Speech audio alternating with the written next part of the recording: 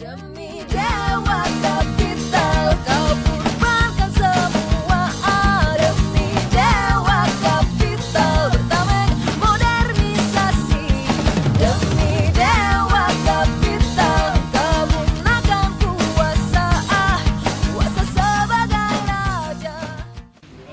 Nah, kalau belajar dari sejarah dunia dan dalam hal ini tentu yang biasa dalam literatur adalah sejarah Eropa, ya, berdasar juga tadi tonggak-tonggak tadi itu. Maka ketika lahir revolusi industri, ya, maka banyak petani-petani yang apa istilahnya terdampar lah, terdesak. Masyarakat pertanian menjadi terdesak oleh masyarakat industri, ya, karena industri kan juga memerlukan tanah, tapi ya untuk pabrik, untuk pengolahan dan sebagainya itu.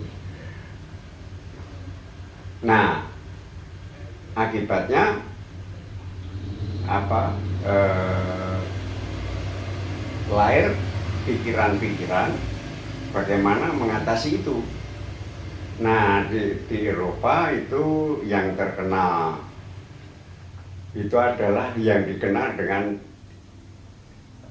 debat agraria 30 tahun di Eropa, yaitu antara teori-teori atau pikiran-pikiran yang berasal dari Marxisme dan pikiran-pikiran dari kelompok yang oleh ilmuwan sekarang disebut neopopulis.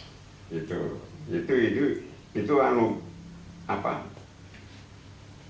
istilah penting yang berkaitan dengan konsep yang disebut dengan istilah tadi reforma agraria, bukan reformasi, reforma agraria.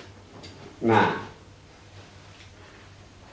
kalau bicara transformasi itu kita harus mengacu dulu transformasi dari apa kepada apa, kan gitu.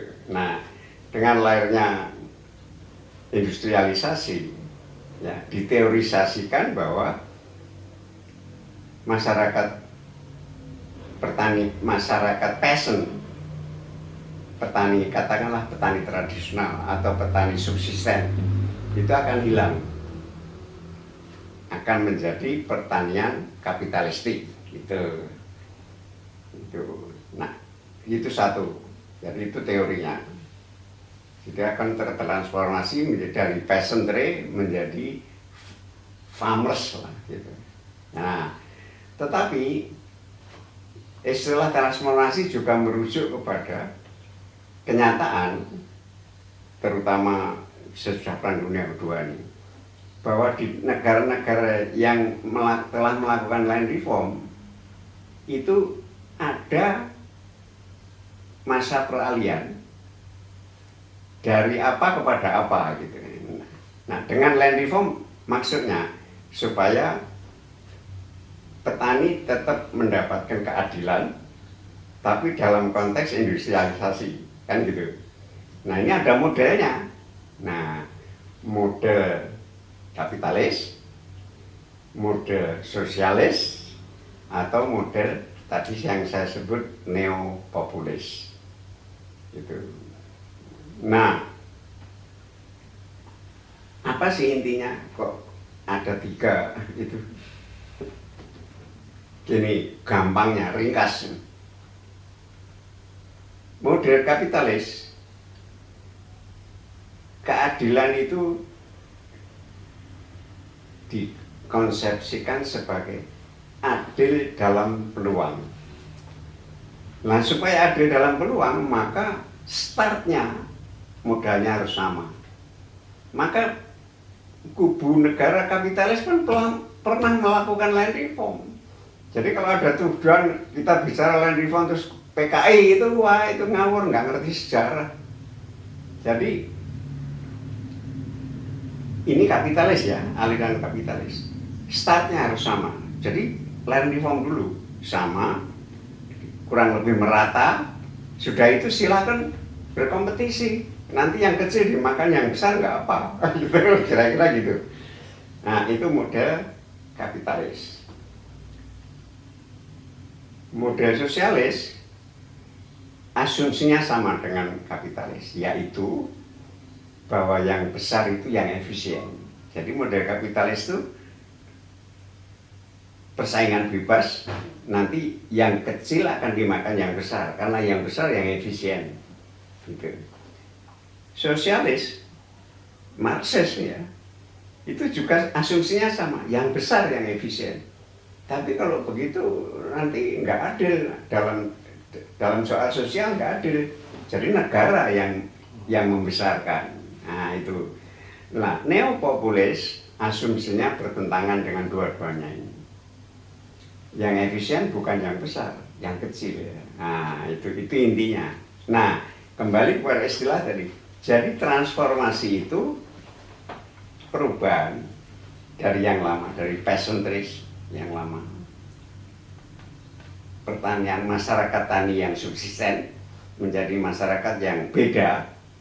Ada yang mengikuti jalur kapitalis, ada yang mengikuti jalur sosialis, ada yang mengikuti jalur neopopulis.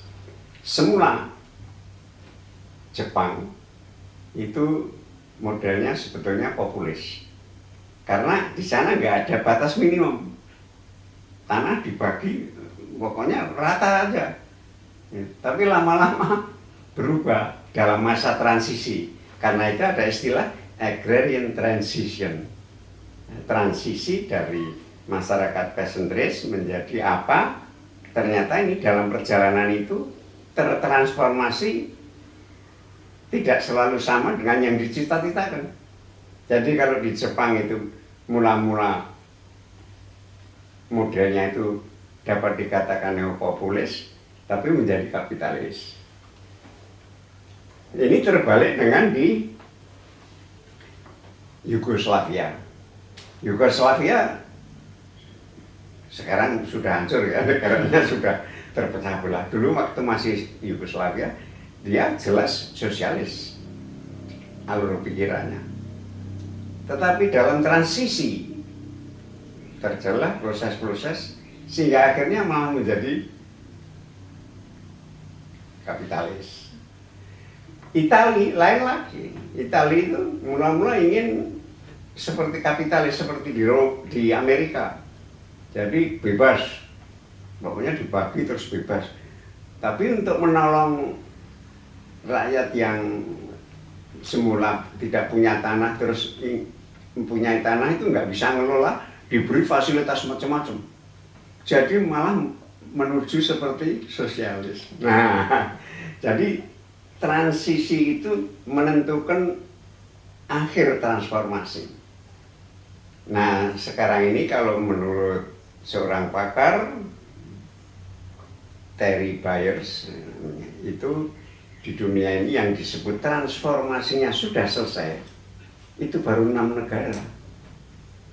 Berarti yang lain-lain juga masih transisi namanya. Jadi lain-lain kalau tidak salah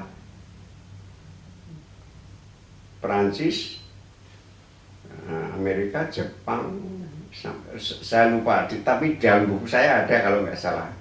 Jadi yang disebut transformasinya sudah selesai itu baru 6. Jadi kita tidak usah khawatir kalau kita belum apa-apa, sudah. Itu kira-kira begitu. Itulah kurang jawaban saya.